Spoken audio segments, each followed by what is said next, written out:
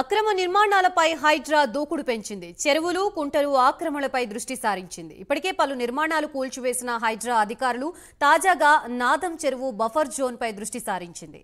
BRS MLA Palla Rajeshwar Reddy college భవనాలు నిర్మించారని Pocharam police స్టేషన్లో irrigation అధికారులు ఫిర్యాదు చేశారు. అయితే తన కాలేజీ నిర్మాణాలు సక్రమమేనని పల్లా రాజేశ్వర్ రెడ్డి చెప్తున్నారు. తాత్కాలికంగా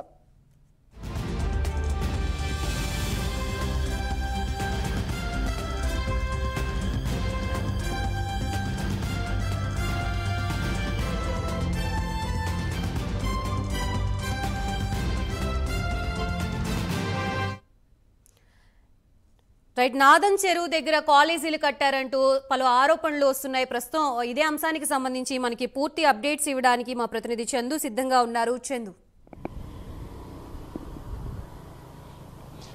గాయత్రి, అక్రమ నిర్మాణాలపై హైడ్రా ఉక్కుపాదం మోపుతోంది. ముఖ్యంగా చెరువులు, కుంటలు ఆక్రమిస్తే మాత్రం ఉపేక్షించేది లేదని కూడా తేల్చి చెప్తోంది. ఈ క్రమంలోనే ఇప్పటికే హైదరాబాద్ నగరంలోని పలు చెరువుల్లో ఉన్నటువంటి బఫర్ జోన్లో నిర్మాణాలు ఉన్నటువంటి వాటిని కూడా హైడ్రా కూల్చేతలు కొనసాగిస్తుంది. ప్రస్తుతం హైటెక్ సిటీలోని నాగార్జున ఎన్ కన్వెన్షన్ కూడా నేలమట్టం చేసినటువంటి హైడ్రా మిగతా బడాబావులపైన దృష్టి పారించింది. ప్రస్తుతం మనం నాదం చెరువు అంటే గట్కేసర్ మండలం వెంకటాపురం గ్రామ పరిధిలో నాదం చెరువు వద్ద మనం ప్రస్తుతం ఉన్నాం. ఇది ప్రస్తుతం మనం చూస్తుంది నాదం చెరువు. ఈ చెరువు దాదాపుగా 58 ఎకరాల విస్తీర్ణంలో మొదటగా ఉండేది. కానీ ఇప్పుడు మొత్తం కబ్జా కోరల్లో ఈ చెరువు చిక్కుకుందని మనకు చాలా స్పష్టంగా అర్థమవుతుంది. ఇక్కడ ప్రస్తుతం మనం చూస్తున్నటువంటి నిర్మాణాలు ఏవైతే ఉన్నాయో, ప్రస్తుతం మనం చూస్తున్న అనురాగ్ యూనివర్సిటీకి సంబంధించినటువంటి హాస్టల్ భవనాలు, అదేవిధంగా దాని పక్కన మెడికల్ కాలేజీ నిర్మాణం కూడా జరుగుతూ ఉంది. ఇది మొత్తం నాదం చెరువును ఆనుకొనే ఈ నిర్మాణాలు కొనసాగుతున్న పరిస్థితిని మన వీడియో జర్నలిస్ట్ ప్రత్యక్షంగా మనకు ఇప్పుడు చూపిస్తూ ఉన్నారు. ముఖ్యంగా ఇవి FTL పరిధిలోనే ఈ నిర్మాణాలు కొనసాగుతున్నాయని కూడా ఇప్పటికే ఇరిగేషన్ అధికారులు పోలీస్ స్టేషన్లో కంప్లైంట్ అయితే చేశారు. ముఖ్యంగా చూసినట్టయితే ఇక్కడ ఏదైతే అక్రమంగానే నిర్మించారని చెప్తున్నారు, చెరువు బఫర్ జోన్లో మొత్తం ఈ మెడికల్ కాలేజ్ నిర్మించారని కూడా ఇరిగేషన్ అధికారులు పోచారం పోలీస్ స్టేషన్లో కూడా కంప్లైంట్ అయితే చేశారు. ముఖ్యంగా వెంకటాపురం గ్రామంలోని సర్వే నెంబర్ 796 అదేవిధంగా 818లో కబ్జా చేసి అనురాగ్ యూనివర్సిటీ, నీలిమ మెడికల్ కాలేజీని అక్రమంగా నిర్మించినట్టుగా కూడా ఇప్పటికే ఇరిగేషన్ అధికారులు ఆరోపిస్తున్నారు. అయితే దీనిపై మాత్రం ఎమ్మెల్యే పల్లా రాజేశ్వర్ రెడ్డి మాత్రం తీవ్రంగా ఖండిస్తున్నారు. కాంగ్రెస్ ప్రభుత్వం తనపై కుట్రపూరితంగా ఆరోపణలు చేస్తున్నట్టు కూడా అంటున్నారు. ముఖ్యంగా తమది పట్టాభూమి అని కాలేజీకి చెందిన బిల్డింగ్ నిర్మాణాలకు పర్మిషన్ కూడా ఉందని కూడా ఆయన చెప్తా ఉన్నారు. అయితే ముఖ్యంగా వెంకటాపూర్లోని నాదం చెరువు బఫర్ జోన్లో కాలేజీ హాస్టల్ నిర్మాణం చేసినట్టు విలేజ్ మ్యాప్లో క్లియర్గా కనిపిస్తుందని కూడా ప్రభుత్వం చెప్తోంది. ముఖ్యంగా 22వ తారీఖు నాడు నీటిపారుదల శాఖ ఇంజనీర్లు యూనివర్సిటీని పరిశీలించారు. 23వ తేదీ గాయత్రి ట్రస్టు, అనురాగ్ సంస్థలు నాదం చెరువు బఫర్ జోన్లో తమ నిర్మాణాలు ఉన్నట్టు కూడా ఫిర్యాదులు చేశారు. వెంటనే కనీస సమాచారాన్ని కూడా అడగకుండా పోలీసులు FIR నమోదు చేశారని పల్లా రాజేశ్వర్ రెడ్డి చెప్తున్నప్పటికీ అయితే గాయత్రి ట్రస్ట్ కావచ్చు, అనురాగ్ సంస్థలు కావచ్చు, గత 25 సంవత్సరాలలో ఏనాడు కూడా అనుమతులు లేకుండా భవన నిర్మాణాలు చేపట్టలేదంటూ కూడా పల్లా రాజేశ్వర్ రెడ్డి చెప్తున్నారు. ఇక మరోవైపు చూసినట్టయితే నీటిపారుదల శాఖ అదేవిధంగా రెవెన్యూ శాఖ జాయింట్ ఇన్స్పెక్షన్ చేసి నాదం చెరువు బఫర్ జోను అదేవిధంగా FTAలో లేదని తేల్చి చెప్పారని కూడా చెప్తున్నారు. అదేవిధంగా అన్ని సెట్ బ్యాక్స్ కూడా వదిలామని చెప్తున్నారు. మొత్తంగా చూసినట్టయితే ఏదైతే అనురాగ్ యూనివర్సిటీకి సంబంధించి మనం ప్రస్తుతం చూస్తున్నాం, ఈ నిర్మాణాలన్నీ కూడా ఏదైతే ఇక్కడ నాదం చెరువు బఫర్ జోన్లోనే మనకు స్పష్టంగా కనిపిస్తున్నాయి. ముఖ్యంగా చెరువుకు 30 మీటర్ల దూరంలో నిర్మాణాలు చేపట్టాల్సి ఉంటుంది. కానీ చాలా చెరువు పక్కన ఆనుకొనే ప్రస్తుతం నిర్మాణాలు అయితే కొనసాగుతున్నటువంటి పరిస్థితి మనకు కనిపిస్తూ ఉంది. దీనిపై మాత్రం ఇప్పటికే పల్లా రాజేశ్వర్ రెడ్డి కోర్టును కూడా ఆశ్రయించారు. అయితే ఇప్పటికే హైడ్రా అయితే మాత్రం ఇప్పటివరకు ఇక్కడికైతే రాలేదు. ప్రస్తుతం అయితే ఇరిగేషన్ అధికారులు మాత్రమే కంప్లైంట్ చేశారు. ఇప్పుడు కోర్టుకు వెళ్ళి స్టే తెచ్చుకునే పనిలో ఆయన ఉన్నట్టుగా మనకు తెలుస్తూ ఉంది. ముఖ్యంగా చూసినట్టయితే ఈ నిర్మాణాలపై ప్రభుత్వం ఎలాంటి నిర్ణయం తీసుకుందంటే చూడాలి. ఎందుకంటే ఇప్పటికే తన కాలేజీలకు సంబంధించిన సంస్థలపైన కూడా ఏదైతే ప్రభుత్వం కక్షపూరితంగా వ్యవహరిస్తుందంటూ కూడా ఆయన మాట్లాడుతున్నారు. ముఖ్యంగా విద్యా సంస్థలకు సంబంధించి మొత్తం సీట్ల విషయంలో కూడా కోతా పెట్టారు. తాను పార్టీ మారలేదనేటువంటి ఒక ఉద్దేశంతోనే ఈరోజు ఇలాంటి కక్షపూరితంగా వ్యవహరిస్తున్నారంటూ కూడా ఆయన చెప్తున్నప్పటికీ మొత్తం మనం ప్రత్యక్షంగా ఇక్కడ చూసినట్టయితే మాత్రం చెరువుల కబ్జా అయితే మనకు జరిగినట్టుగా మనకి క్లియర్గా కూడా మనకు అర్థమవుతోంది. ఎందుకంటే ఇప్పటికే 2017లోనే అనుమతులు ఇచ్చింది నీటిపారుదల శాఖ.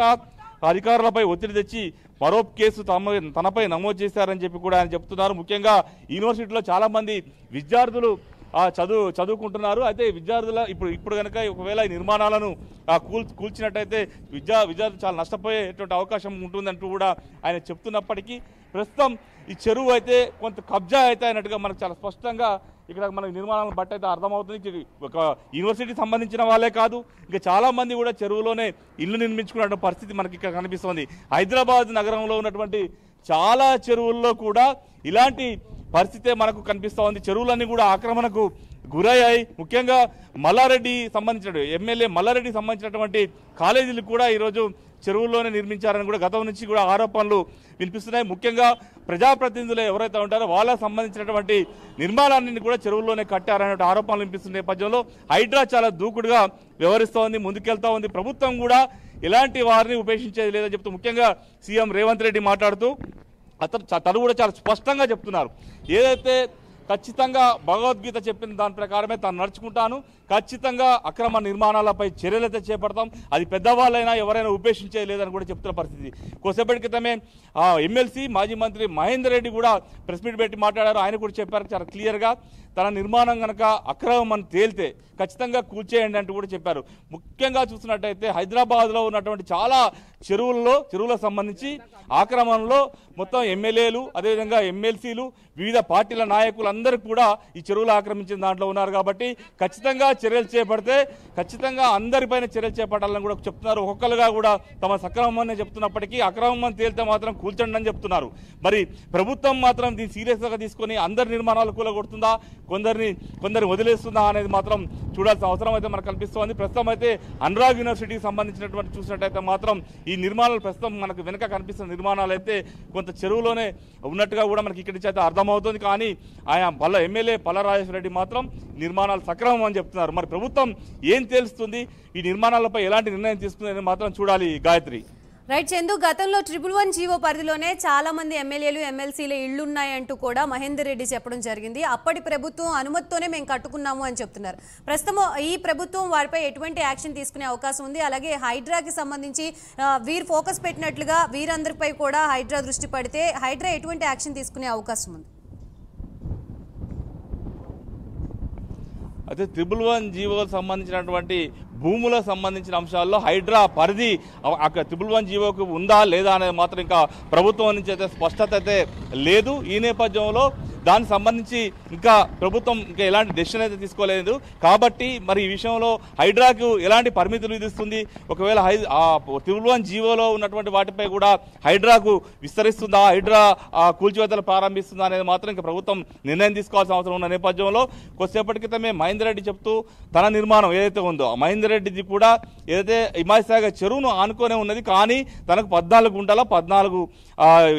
ఎకరాల 14 గుంటల భూమి ఉంది. అందులో ఎక్కడ కూడా బఫర్ జోన్లో లేదు, ఎఫ్టీఎల్లో లేదని చెప్పి ఆయన చాలా స్పష్టంగా చెప్తున్నారు. ఒకవేళ ఆ బఫర్ జోన్లో కానీ ఉంటే మాత్రం తనకు నోటీసులు ఇస్తే ఖచ్చితంగా దాన్ని వివరణ ఇస్తాను, ప్రభుత్వం తప్పని తేలితే మాత్రం తన నిర్మాణాన్ని కూడా కూల్చండి అంటూ కూడా ఆయన చెప్తున్నారు. ప్రధానంగా మనం ఇక్కడ గమనించాల్సి ఉంది, ఏదైతే పట్టా భూములు ఏవైతే ఉంటాయో చెరువులో ఉన్నటువంటి పట్టా భూములు ఏవైతే ఉంటాయో ఆ భూముల్లో సేంద్రియ వ్యవసాయం మాత్రమే చేసుకోవాల్సి ఉంటుంది, కానీ కమర్షియల్గా కానీ రెసిడెన్షియల్గా ఎలాంటి నిర్మాణాలు అయితే ఉండకూడదు.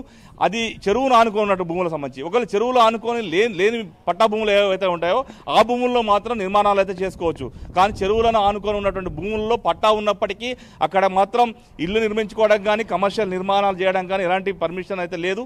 ఈ నేపథ్యంలో 111 జీవోలో ఉన్నటువంటి అక్రమ కట్టడాలు కావచ్చు, అదేవిధంగా హైదరాబాద్ నగరంలో ఉన్నటువంటి చాలా చెరువులకు సంబంధించినటువంటి చెరువుల్లో కూడా చాలా కబ్జా గురైనటువంటి చెరువు మియాపూర్లో కావచ్చు, అదేవిధంగా నల్ల చెరువు కావచ్చు, ఉప్పల్లో, ఇట్లా చెప్పుకుంటూ పోతే దాదాపు హైదరాబాద్లో ఉన్న మెజారిటీ చెరువులను కూడా కబ్జా గురాయి. ఈ కబ్జా గురవడం వల్లనే ఈరోజు హైదరాబాద్కు వరద వస్తే అంటే వర్షం వస్తే మొత్తం రోడ్ల మీద నీళ్ళు వచ్చే పరిస్థితి. ఎందుకంటే చెరువులకు నీళ్లు వెళ్ళేటువంటి దారే లేకపోవడంతో అవన్నీ కూడా ఆ రోడ్ల మీదకి వచ్చి వాహనదారులకు ఇబ్బంది కలిగే పరిస్థితి మనకు కనిపిస్తూ ఉంది, ప్రాణ నష్టం జరుగుతూ ఉంది.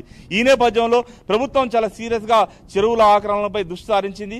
చెరువులను ఏదైతే మళ్ళీ పునర్వైభవం తీసుకురావాలని భావిస్తున్న నేపథ్యంలో నిజంగా ఈ అక్రమ నిర్మాణాన్ని తొలగిస్తే మాత్రం మళ్ళా నిజాం కాలం నాటి చెరువులను మనం హైదరాబాద్ నగరంలో చూసే అవకాశం అయితే కనిపిస్తా ఉంది. Gayatri. Right, thank you for the complete updates Chandra.